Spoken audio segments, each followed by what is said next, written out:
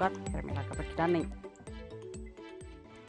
ጠቅላይ ሚኒስትር ኃይለ ማርያም ደሳለኝ በ69ኛው የመንግስታቱ ድርጅት ጠቅላላ ጉባኤ ለመካፈል ወደ አሜሪካ ኒውዮርክ አቀኑ። ጠቅላይ ሚኒስትሩ ከጉባኤው ጎን ለጎን በተለያዩ ዓለም አቀፍ ስብሰባዎችና የሁለትዮሽ ውይይቶችን ያደርጋሉ ተብሎ ይጠበቃል። ጠቅላይ ሚኒስትሩ በኒውዮርክ በሚካሄደው የዓለም አቀፉ የአየር ንብረት ለውጥ ድርድር ላይ እንደሚሳተፉ ሪፖርተራችን ብርቱካን ሀረጋዊን ዘግባለች። በመንገድ ላይ የሚተኛውን ደለልና ጎርፍ ለመከላከል ችግኞችን የመትከል ተግባር ተጠናክሮ እንደሚቀጥል የኢትዮጵያ መንገድ ኮንስትራክሽን ኮርፖሬሽን አስታወቀ። ከ10ሩም የኮርፖሬሽኑ ዲስትሪክት የተውጣጡ ከ70 በላይ ሰራተኞችና ኃላፊዎች በቻግኒ ከተማ በሚገኘው ቅርንጫፍ መስሪያ ቤት የችግኝ ተከላ አካሂደዋል። ለኢዜአ ዘገባ ዳንኤል ብዙአየሁ።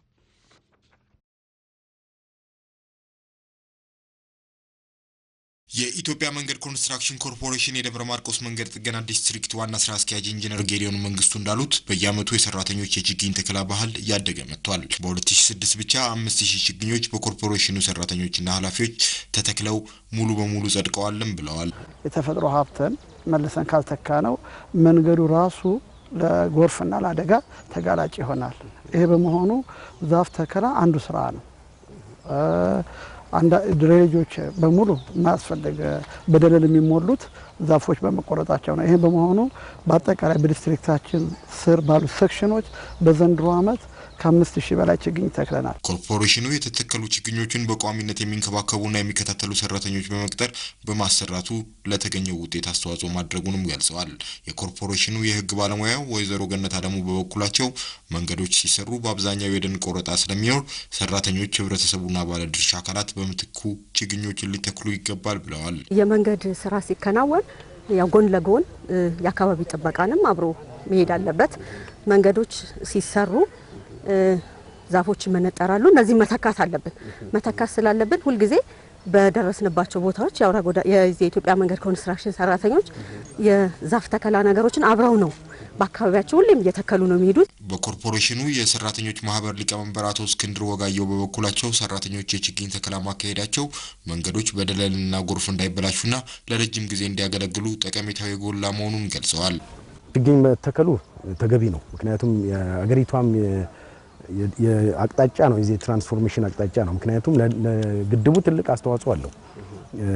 በደለል እንዳይሞላ የመንከባከብ ሌላው ደግሞ ተፈጥሮን የመቆጣጠርም ነገር አስተዋጽኦ ስላለው ትልቅ ነው። መንገዶች ላይ የሚተኛውን ጎርፍና ደለል መከላከል ከተቻለ የታላቁ የኢትዮጵያ የኤሌክትሪክ ኃይል ማመንጫ ግድብ በደለል እንዳይሞላ ትኩረት ይገባልም ተብሏል።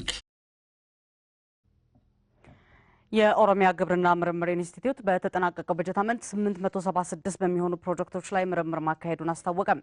የኢንስቲትዩቱ የኮሚኒኬሽንና ፓርትነርሺፕ የስራ ሂደት ስራ አስኪያጅ አቶ ወንደሰን ቢቂላ እንደተናገሩት ምርምሮቹ የተካሄዱት ከክልሉ መንግስት ከምርምር ስራ ደጋፊ ተቋማት በተመደበ 43.4 ሚሊዮን ብር ነው። ምርምር ከተካሄደባቸው ፕሮጀክቶች መካከል 134ቱ ስራቸው መጠናቀቁን ነው ስራ አስኪያጁ የተናገሩት። ስራቸው የተጠናቀቀው የምርምር ውጤቶችን ምርታማነትን ሊያሳድጉ የሚችሉ እንደሆኑ ነው አቶ ወንደሰን የተናገሩት። እንደ ስራ አስኪያጁ ገለጻ የምርምር ኢንስቲትዩቱ በ17 የምርምር ማዕከላት ውስጥ የግብርና ምርታማነትን የሚያሳድጉ ቴክኖሎጂዎችን የማላመድና የማመንጨት ስራ እየሰራ ይገኛል። እንደ ስራ አስኪያጁ ገለጻ ኢንስቲትዩቱ ምርምር ባካሄደባቸው ፕሮጀክቶች መካከል 3 አዳዲስ ዝርያዎች ለአገልግሎት እንደበቁም ተደርገዋል። ዝርያዎቹም 2 የዳቦ ስንዴ የዳጉሳ ዝርያ መሆናቸውንም ተናግረዋል። የክልሉ መንግስት ለምርምሩ ማስፈጸሚያ 130 ሚሊዮን ብር በጅቶ በ17 የምርምር ማዕከላት 755 የምርምር ፕሮጀክቶችን ለማካሄድ አቅዶ እየሰራ መሆኑን የዘገበው የኢትዮጵያ ዜና አገልግሎት ነው። በስንዴና በጤፍ ሰብል ላይ ተግባራዊ እየተደረገ ያለው ፓላስ የተባለ ጸረ አረም መድኃኒት የአርሶ አደሮች ምርትና ምርታማነት እንዲጨምር እገዛ እያደረገላቸው መሆኑን አርሶ አደሮች ገለጹ። በአዳማ ከተማ በተካሄደው 8ኛ የከተማ ልማት ቤቶችና ኮንስትራክሽንና የክልል ሴክተር መስሪያ ቤቶች ጉባኤ ተሳታፊዎች በጉባኤው በኋላ አርሲ ዞን ኢጢሳ ወረዳ የአርሶ አደሮችን የስራ እንቅስቃሴ ጎብኝተዋል። የኢጢሳ ወረዳ አርሶ አደሮች የተለያዩ ቴክኖሎጂዎችና ግብዓቶችን እንዲሁም ፓላስ የተሰኘ ጸረ አረም መድኃኒት በመጠቀም በሄክታር ከ60 እስከ 70 ኩንታል ማምረት መቻላቸውን ተናግረዋል። ለፋብሪካ ግብዓት የሚሆኑት የግብርና ምርቶች ምርትና ምርታማነታቸውን እንዲጨምር የበኩላቸውን እየተወጡ መሆናቸውን የፓላስ ጸረ አረም አቅራቢ አቶ ይመን ጀንበሬ ገልጸዋል። የጉባኤው ተሳታፊዎች የጭላሎ የምግብ ፋብሪካንም ጎብኝተዋል። የጥቃቅንና አነስተኛ ውጤቶችና በግብርናው ዘርፍ አስተዋጽኦ እያደረጉ ያሉ ተቋማትም ጉብኝት አድርገዋል ሲል የዘገበው ሪፖርተራችን ተስፎ ወልደ ገብርኤል ነው። በሴራሊዮን በኢቦላ ቫይረስ የተያዙ ሰዎችን ለመለየት የተጀመረው ዘመቻ ውጤታማ እንደሆነ የዘመቻው አስተባባሪ ገለጹ። በዘመቻው የሀገሪቱ ዜጎች ከመንግስታቱ ጋር በጋራ ተባብረው እየሰሩ እንደሚገኙም ተጠቁሟል። በሌላ መረጃ የኦክስፎርድ ዩኒቨርሲቲ ተመራማሪዎች የኢቦላ ቫይረስ ለመከላከል የሚያስችል ክትባት ለመፍጠር ተስፋ ሰጪ ደረጃ ላይ መድረሳቸው ተነግሯል። ለቢቢሲና ለሮይተርስ መረጃ የልቤ ማዘንጊያ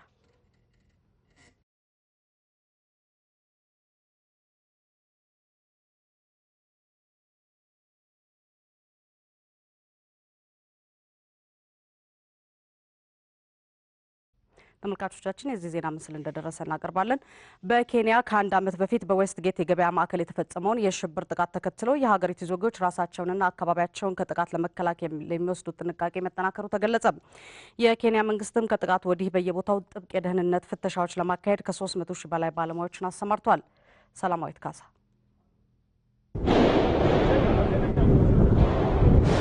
የሽብር ጥቃቶች በዜጎች ህይወት ላይ ከሚያደርሱት ጊዜያዊ አደጋ በላይ በአጠቃላይ የሰዎች የዕለት ተዕለት የአኗኗር ዘይቤ ላይ ጥለው የሚያልፉት ጠባሳ የሽብር ጥቃት ሰለባ በሆኑ ሀገራት ላይ የሚታይ እውነታ መሆኑን ተንታኞች ይናገራሉ። በኬንያ ዌስት ጌት የገበያ ማዕከል የደረሰው የሽብር ጥቃት የአንደኛ ዓመት መታሰቢያ ሳምንት በሚካሄድበት ወቅት በጥቃቱ ሳቢያ የዜጎች አኗኗር ላይ የደረሰው የፍርሃት ጠባሳ ዛሬም ይታያል ይላል የሮይተርስ ዘገባ። ለ76 ኬንያውያን ሞት ምክንያት የሆነውና ከአልቃይዳ ጋር ግንኙነት ባለው የሽብር ቡድኑ አልሸባብ ከደረሰው የገበያ ማዕከሉ ጥቃት ወዲህ የሀገሪቱ መንግስት የደህንነት መፈተሻ ጣቢያዎችን በበርካታ ቦታዎች ላይ እንዲቋቋሙ አድርጓል።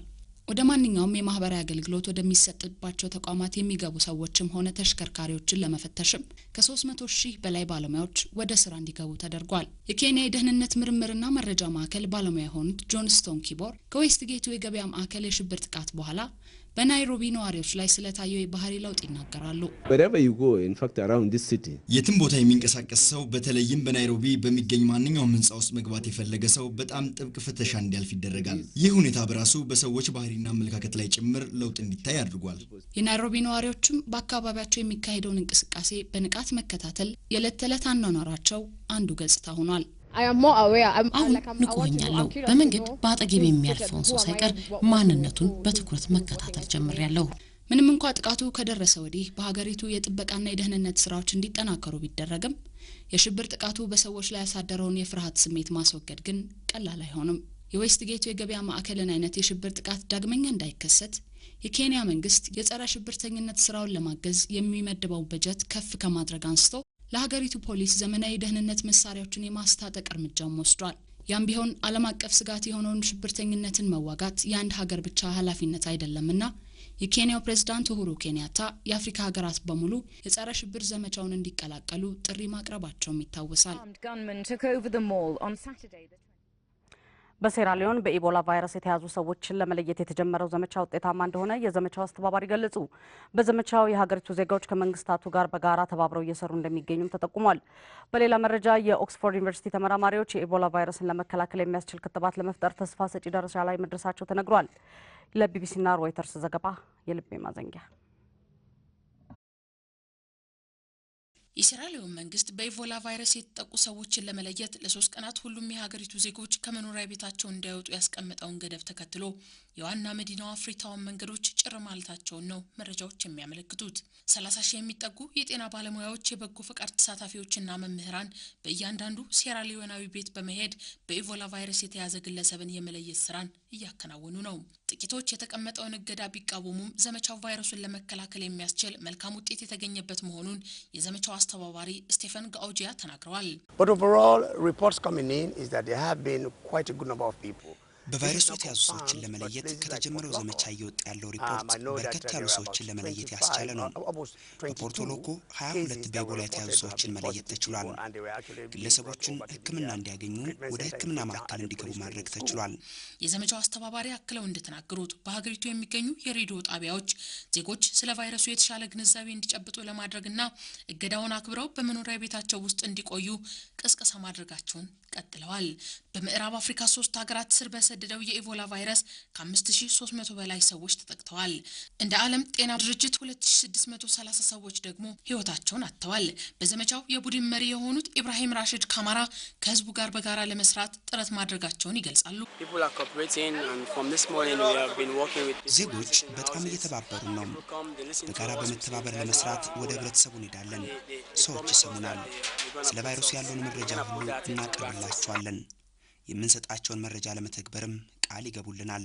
በኦክስፎርድ ዩኒቨርሲቲ ለኢቦላ ቫይረስ የክትባት መድኃኒትን ለማግኘት እየተደረገ ያለው ምርምርና ጥናት ተስፋ ሰጪ ውጤት እየተገኘበት መሆኑን ነው የምርምር ቡድኑ መሪ ፕሮፌሰር አንድሪያን ሂል የተናገሩት።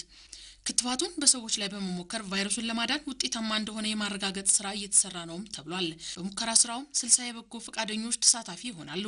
ፕሮፌሰር አንድሪያን ሂል እንደሚሉት